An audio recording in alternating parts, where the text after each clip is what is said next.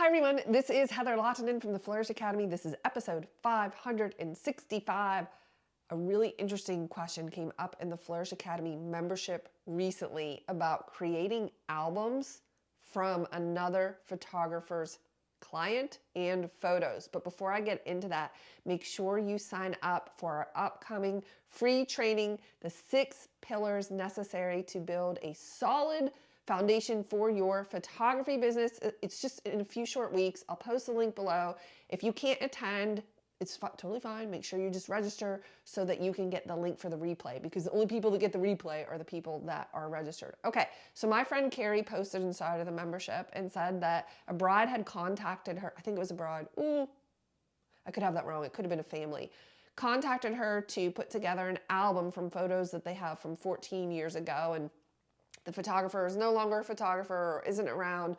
What should she do? And I've actually had this come up in my business as well. And I will never, ever, never, ever create an album out of somebody else's photos without getting a release from that photographer and speaking with them directly via phone, email, making sure that there is a release, because that can get really tricky and those aren't your photos. And if the photographer comes back, there could be an issue around that. Plus, I think it's just, common sense and the right thing to do to reach out to someone. Now, but the next question is, well, what if I can't find them? If I can't find them, they don't exist, they've passed away. I don't know.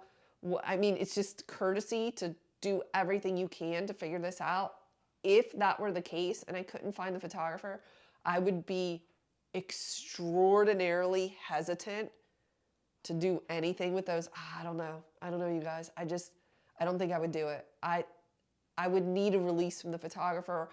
At the very least, I would need to see the contract that the photographer had with the client, because that's just could be, professionally uncool. That's what that could be. Now, if that's the case, and maybe this is a friend of yours, like if it's a client contacting me, I'm gonna take a pretty hard line and say that I'm not gonna do it unless I can speak to the photographer. Now, if this were a friend of mine that was saying this, I would follow the same protocol. It's just that if it got to the point where we couldn't find the photographer, or again, the photographer had passed, I might show them a few tricks so that they can build their own album. Like, here, jump on over to, I don't know, Shutterfly or Tiny Prints or MPix, somewhere where they have an album builder software built in to the lab that they could use. Like, I might recommend, like, build your own.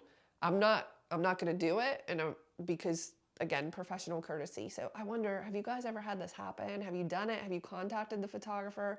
What was that like? I think you should tread very cautiously in this area. Again, make sure you sign up for the 6 pillars training. I'll post the link below. I hope that you found this useful. I'll see you in the next video.